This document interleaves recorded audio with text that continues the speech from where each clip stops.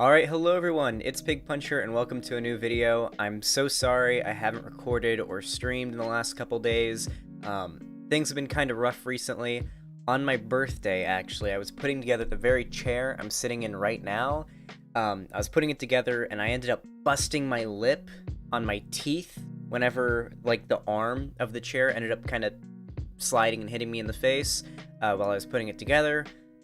So my lip was like busted open and bleeding for a few days. It was healing and I couldn't talk without it hurting, so I decided not to stream. And then as soon as I decided to come back to stream, I was going to read the El Paso Shooters Manifesto and, talk about how far-right ideology is causing people to become radicalized and start shooting up synagogues and churches and, Walmarts and shit like that. And YouTube decided to take down my first stream back. On top of that, it's super goddamn hot here right now, and I don't have AC.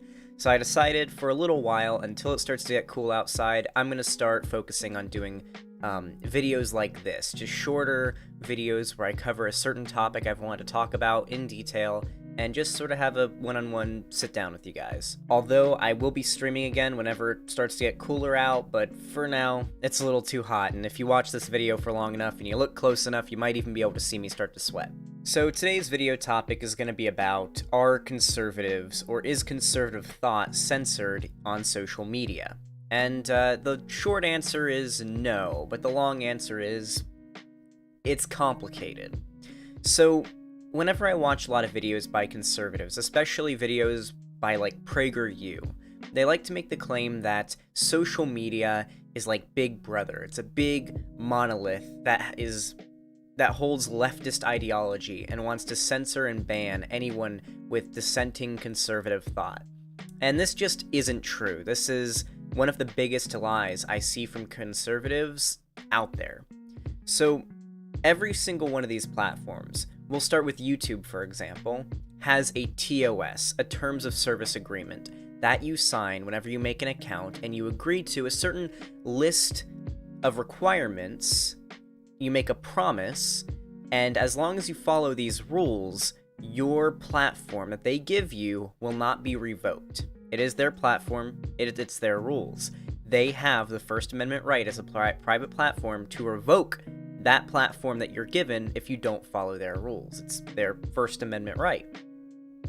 So, it's not so much that conservatives are targeted, it's more so that they break this TOS, the Terms of Service, quite often. Usually the TOS isn't too hard not to follow. It's usually don't spread hate speech, don't incite people to violence, don't harass anyone. Conservatives online tend to have a pretty big problem with not doing any of these things.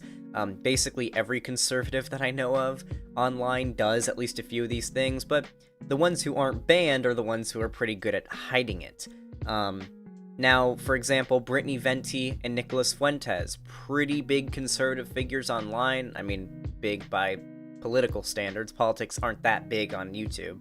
But Brittany Venti and Nick Fuentes are good examples, even though they're quite far right. I would even argue both of them are probably Nazis. At least Nick Fuentes definitely is. They're very good at dog whistling it. They don't make it obvious that they're breaking the TOS. And that's all they have to do to stick around. That's why Nick Fuentes and Brittany Venti are still on this platform. But besides that, it's pretty easy not to get banned. It's just that conservatives tend to do this less than, or more than left-wing people do. The thing is, using YouTube as an example, it's not so much that they have a leftist or liberal bias against conservatives, it's that they don't want any of these topics, no matter what side of the political spectrum you're on, to be talked about. When it comes to discussions about trans issues, YouTube doesn't want that discussion happening on their platform. Ideally, YouTube would like the platform to be sanitized and to be extremely advertiser-friendly. They don't care if you're ContraPoints discussing trans issues, or if you're Nick Fuentes talking about how trans people are freaks. They don't care who you are. They're going to demonetize you either way. The thing is, well, obviously Nick Fuentes isn't that explicit, otherwise he'd get banned, but regardless, YouTube doesn't care about what your political views are. You're going to get demonetized if you talk about these subjects at all. Most of my videos are demonetized. Most of PhilosophyTube's or ContraPoints videos are demonetized. I'm pretty sure Sargon of Akkad's whole channel is demonetized, all because political discussions are had there, and YouTube doesn't want that. They are a company, they are a corporation. Capitalism, the economic system that incentivizes these corporations to make shit tons of money, is incentivizing them to censor any type of discourse on the website, no matter what political view you hold, so that they can make more money. You don't have a problem with leftist bias in the media, you have a problem with capitalism. This is what capitalism does. But it's not targeted at conservatives at all. So if we talk about Twitter and other social medias, you can see that conservatives or even far-right figures are not targeted. It is really difficult to get banned on Twitter just for existing and having conservative thought. Richard Spencer still has a Twitter account. He may not get verified, although I wouldn't be surprised if one day he does. He's currently not, though, but he still has a Twitter account, and he says some pretty fucked up shit there. All you have to do on Twitter not to get banned isn't explicitly drop any N-bombs or anything like that. Well, even that you might get by on that. Not harass anybody directly, which even that you might get by on that. And not incite any violence. And once again, Twitter can't catch all of these things. If you're a big public figure and you do this, you'll probably get taken down. Yeah, so that's all I wanted to talk about. I just hear a lot of conservatives talking about how they get targeted and how conservative thought is being targeted by big social media platforms and all that. And it's just so stupid, because it's just not the case. I'm sorry if I look terrible. I have the shittiest lighting from my window outside. I just woke up a couple hours ago. But hey, I wanted to talk about this, so I did it. Hopefully you enjoyed this video. If you did, make sure to leave a like, because I know, all my videos get pretty badly dislike bombed, especially since Soph got banned on YouTube. I actually did want to talk about that too. Soph got banned because she was not good at dog whistling. She broke TOS explicitly, and so she got banned. It's not like YouTube was targeting her for being based and red-pilled. She broke TOS.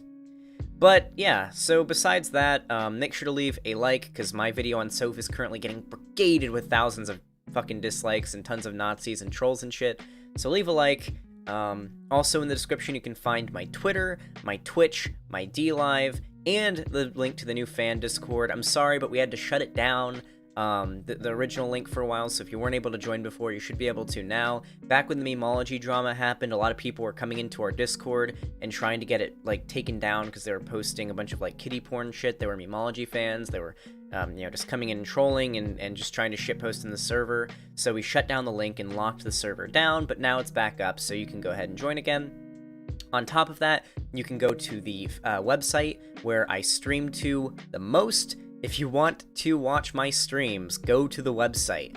It is the best place to subscribe, to donate, to support the channel if you want to financially support me.